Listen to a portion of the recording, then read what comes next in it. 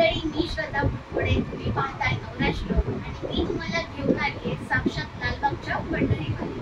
आणि आपण आलो आहोत लालबाग येथील लालबागचा राजा बिल्डिंग मध्ये कारेकर परिवाराकडे, ज्यांच्याकडे साक्षात लालबागच्या राजासारखी खूप गणपतीची मूर्ती आणि मराठी माणसांना खास संदेश देणारा एक खूप छान त्यांनी सेटअप केलेला आहे. आणि आपण आता त्यांच्या फॅमिली सोबत छान गप्पा मारणार आहोत आणि जाणून घेणार आहोत या संकल्पनेबाबत.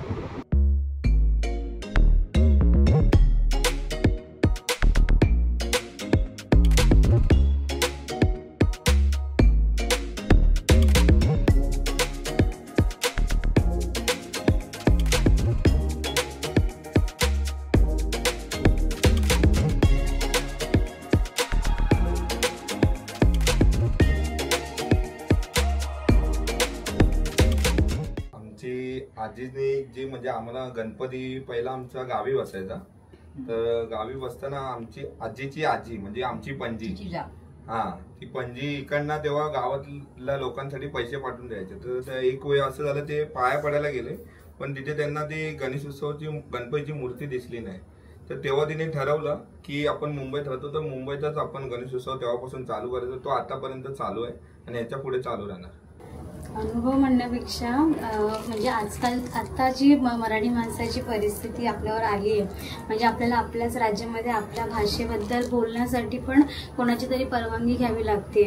त्यानंतर जे हे काकांनी जसं सांगितलं की बाकी कुठल्याच राज्यात तुम्हाला दिसणार नाही आहे, तर तुम्ही साऊथमध्ये गेला तर तुम्हाला तिथे त्यांचीच भाषा बोलावी लागेल किंवा मग इंग्रजी भाषेचा उपयोग करावा लागेल.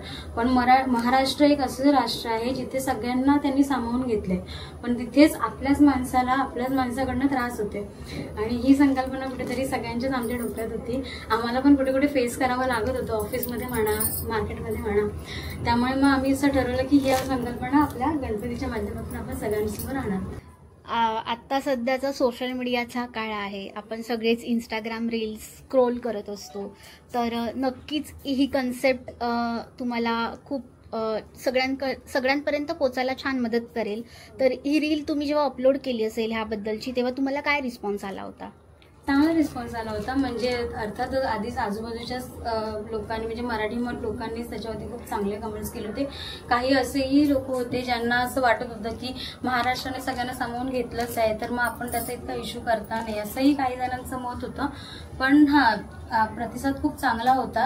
खूप सगळ्यांनाच ते पटत होतं की एक महाराष्ट्र एकमेव असं राष्ट्र आहे जिथे आपण सगळ्यांना सगळ्या भाषा, सगळे सण सगळे आपण साजरे करतो. तिथे आपण बघत नाही की हा माझा आहे, हा परप्रांतीयांचे, आपण सगळ्यांनाच इथे सामावून घेतले. आणि चांगला प्रतिसाद होता इंस्टाग्रामचा.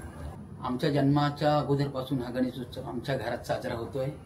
जवळजवळ त्याला 80 ते 90 वर्षांची तरी परंपरा असावी. आणि लालबागचा राजा काय सांगावं, सगळ्या जगात काही सुंदर असेल तर लालबागचा राजा. आणि हे दिसतच आहे, तुम्ही लालबागच्या राजाची साक्षात इथे प्रतिष्ठापना केली आहे.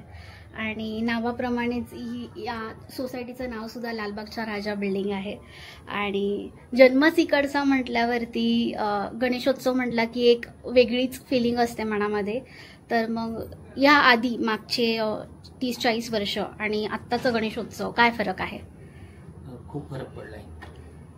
आम्ही अगदी स्टेजवर झोपलेलो आहोत लहान असताना, आणि आता बापरे बाप भयंकर, म्हणजे आजूबाजूला जाणंही मुश्किल झालेलं आहे. एवढी प्रचंड गर्दी. लालबागच्या राजाचं नाव जगात पोचलेलं आहे सगळीकडे. आणि तुम्ही गेलेलात लालबागच्या राजाच्या दर्शनाला सध्या? आता जाऊन आलात. आणि ही कन्सेप्ट कशी सुचली तुम्हाला? म्हणजे हे तुम्ही पूर्ण मराठमोळं वातावरण तयार केलेलं आहे आणि ही महाराष्ट्रातली संस्कृती दाखवली आहे. लालबागच्या राजाची ही जी प्रजा आहे, लालबागला सगळेजण म्हणतात की गणेशोत्सवाची पंढरी, तर मग ही साक्षात पंढरी तुम्ही अवतरली आहे. तर ही कन्सेप्ट कशी सुचली तुम्हाला? खरं तर मराठी माणूस हा सहन करणारा माणूस आहे. सहनशक्ती अफाट. इतकं कुठल्याच राज्यात तुम्हाला सहन करणार नाहीत बाकीचे लोक खरं तर. आणि मग त्यावर जे काही अन्याय होत आहेत मराठी माणसावर, खरंच अन्याय आहेत. आणि त्यासाठी प्रत्येक मराठी माणसाने पेटून उठायला पाहिजे, जागं व्हायला हवं. पुन्हा राजकारण्यांचा वगैरे यात काही आपण म्हणजे हिशोबातच धरू नये. खरं तर त्यांचं काही प्रत्येक मराठी माणसाचं स्वप्न पाहिजे की मराठी भाषा, महाराष्ट्र आणि मराठी माणूस पुढे जायला हवा. आणि तुम्ही जेव्हा पेटून उठणार तेव्हा राजकारण्यांना तो विषय हवासा वाटणार. जसं तामिळनाडू वगैरे राज्यांमध्ये तिथल्या जे पक्ष आहेत त्यांचे जन्मच त्यामुळे झाले आहेत की स्थानिकांचे. तसं आपलं काहीतरी व्हायला हवं आणि राजकारण्यांनी आपल्याकडे वळायला हवं. असं आंदोलन किंवा आणखी काहीही मराठी माणसासाठी जे जे काय करायचं असेल ते करणं अगदी महत्वाचं आहे. आणि सामाजिक संदेश देण्याचा तुम्ही प्रयत्न केलाय अगदी. आणि ही पूर्ण संकल्पना साकारायला तुम्हाला साधारण किती दिवस लागले? 4 ते 5 दिवसात आम्ही केलं होतं, पण धावपळ झाली आमची अगदी शेवटपर्यंत.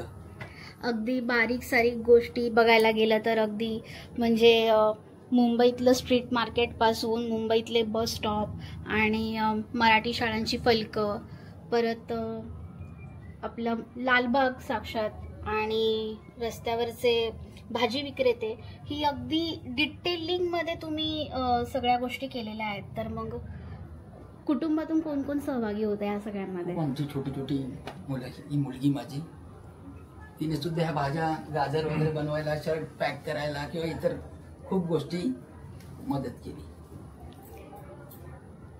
माईक. नमस्कार. नमस्कार. काय तर मग लालबागचे राजा साक्षात तुमच्या घरी अवतरलेत. मजा येते का गणेशोत्सवाला? तर आणि काय काय मदत केलीस तू बाबांना हे सगळं करताना? टी शर्ट, हे इकडे ये आणि हे एक एक दाखव. टी शर्ट पॅक केले आणि बनवले, कलर केले, ते गाजर, मुळे आणि कलिंगड बनवलं. अगदी सुरेख असं हे डिटेलिंग केलेलं आहे एका चिमुकलीने. आणि बाप्पाप्रती असणारी तिची आवड ह्यामध्ये दिसते आपल्याला. आणि ही छोटी चित्र ती सुद्धा तिनेच रंगवलेली आहेत. वाव. शाळेमधले प्रोजेक्ट करायला आवडतात? हो. अगदी बाळाचे पाय पाण्यात दिसतात म्हणायला काही हरकत नाही. आमच्या चाळीत गणपती असायचे तेव्हा अगदी काका काकी, आमच्या मावश्या, सगळं काही घर भरून असायचं.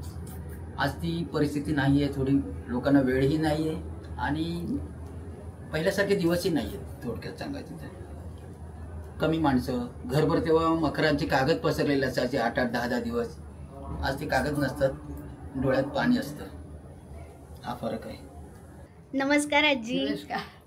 काकांनी एवढी खूप छान संकल्पना साकारली आहे, मराठी माणसांना एक छान संदेश दिलाय आणि पिढ्यानपिढ्या चालत आलेला हा गणेशोत्सव.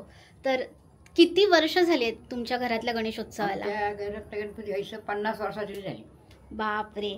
आणि काय फरक आहे 50 वर्षांपूर्वीचा गणपती आणि आत्ताचा गणपती? किती फरक आहे? आता लयच फरक आहे त्याच्या फरक. तरी काय फरक आहे? फरक आहे आता. फरक आता अमको पण सांगत नाही, फरक आहे. बरं. आता माझी मुलं झाली करणारी, माझे पुतणे झाले, आम्ही सगळे अजून एकत्र राहाव म्हणून आमचा त्यात चालला असा. माझी सुनत, माझी नातसुना, माझी नातरावत. लालबागच्या राजाला जाता पण आता बायला घेत नाही. आता जाऊ नाही झेपत. पहिला जायचं सकाळी म्हणून घरातच लालबागचा राजा आणला. होय. तर मंडळी, ही आहे आपली लालबागची पंढरी. आणि लालबाग म्हणजे मुंबईकरांचं गणेशोत्सवाचं एक खूप मोठं आकर्षण आहे.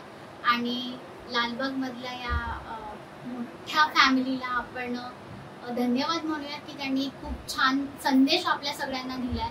गणेशोत्सव कसा असावा तर हा असा असावा. चला तर मंडळी म्हणूया गणपती बाप्पा मोरया, मंगल मूर्ती मोरया, लालबागच्या राजांचा विजय असो. हे तुझ्याकडून एक्सपेक्ट होतं. बोल. लालबागच्या राजाचा विजय असो, कार्यकरांच्या राजाचा विजय असो.